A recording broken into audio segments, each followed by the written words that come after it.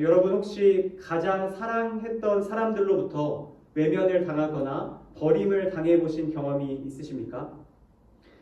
기업 애플을 창업한 스티브 잡스라는 CEO는 이와 같은 외면당함의 경험을 한 사람입니다.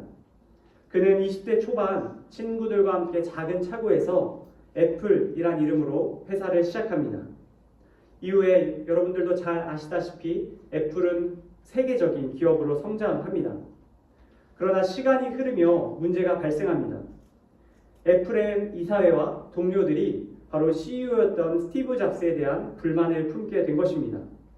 그리고 결국 이 스티브 잡스를 애플 CEO의 자리에서 끌어내립니다.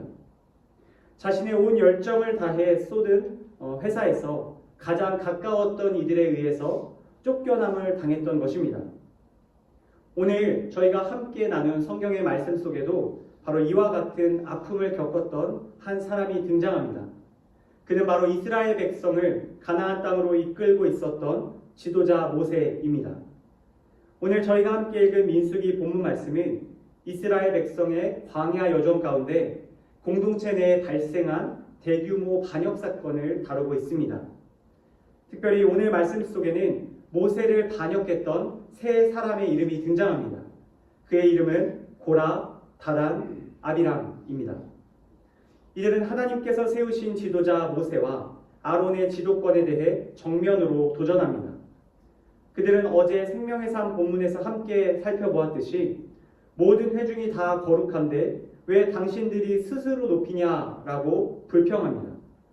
뿐만 아니죠. 그들은 모세의 부름에도 응하지 않고 모세와 아론이 자신들을 이집트 땅에서 인도해낸 것이 아니며 오히려 젖과 꿀이 흐르는 가나안 땅으로 데려가지 못한다고 비난합니다. 오늘 말씀 12절에서 14절 말씀인데요. 제가 다시 한번 읽겠습니다.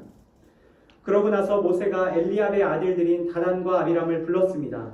그러나 그들이 말했습니다. 우리는 가지 않겠다. 당신이 이 광야에서 죽이려고 우리를 젖과 꿀이 흐르는 땅에서 데리고 나온 것으로 충분하지 않느냐? 이제는 기어이 우리를 지배하려고까지 하느냐? 더구나 당신은 젖과 꿀이 흐르는 땅에 우리를 들어가게 해주지도 않았고 우리에게 밭과 포도원을 유산으로 주지도 못했다.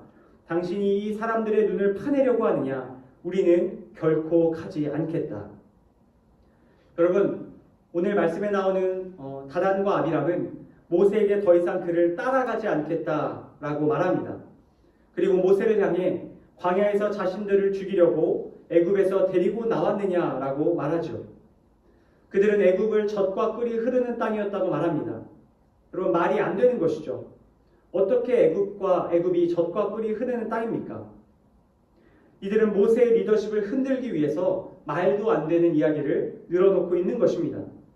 뿐만 아니라 오늘 말씀 속에 나온 이 두 사람은 모세에게 젖과 꿀이 흐르는 가나안 땅에 들어가게 해주지 못한다면 우리가 더 이상 당신을 따를 수 없다라고 말합니다. 여러분, 모세 입장에서 얼마나 속상하고 화가 나는 일입니까? 모세는 하나님의 명령에 순종해 자신의 사랑하는 동포들을 위해 생명을 걸었습니다. 바로왕 앞에 섰고 이스라엘 백성을 가까스로 애굽에서 탈출시켰습니다. 그리고 광야를 지나 가나안 땅을 향해 열심을 다해 나아가고 있는 중입니다.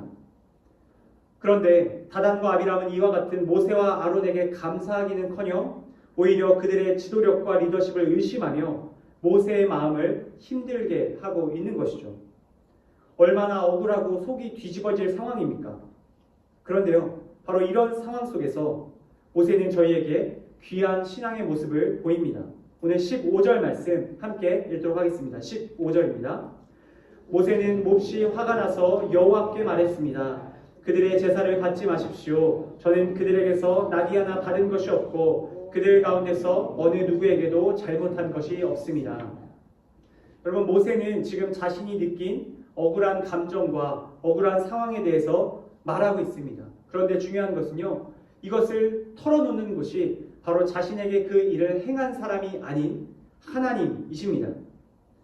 모세는 하나님의 일을 감당하며 생긴 억울함과 분노의 감정을 그 대상에게 쏟아놓는 것이 아니라 하나님 앞에 나와 자신의 마음과 처지를 토로합니다. 하나님의 사람은 그 안에 부정적인 감정을 하나님 앞에 가지고 나오는 사람입니다. 모세는 다단과 아비람에게 느낀 분노의 감정을 하나님 앞에 가지고 나와 해결받으려고 하는 것이죠. 자신이 겪은 모든 아픔, 슬픔, 고통에 대해서 하나님의 도움을 구하고 있는 겁니다. 여러분, 저희 또한 삶을 살아가며 모세와 같은 일을 겪을 때가 있습니다. 하나님의 말씀에 순종하며 하나님의 일을 감당할 때 우리는 누군가에 의해 억울한 일을 당하고 핍박을 당할 때가 있는 것이죠. 바로 그럴 때 우리 안에도 자연스럽게 분노의 감정, 억울한 감정, 속상한 감정이 생길 수 있습니다. 그러나 여러분 기억하십시오. 사람 간의 관계 속에서 생긴 그 부정적인 감정을 그 당사자에게 쏟아내는 것이 아니라 하나님 앞에 나아가 해결받으실 수 있기를 바랍니다. 하나님 앞에 그 마음을 쏟아놓고 하나님의 도움, 하나님의 인도하심을 구하실 수 있기를 바랍니다.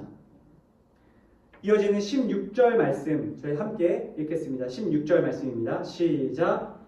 모세가 고라에게 말했습니다. 너와 내 무리들이 내 여호와 앞에 서게 될 것이다. 너와 그들과 아론이 함께 말이라. 아멘.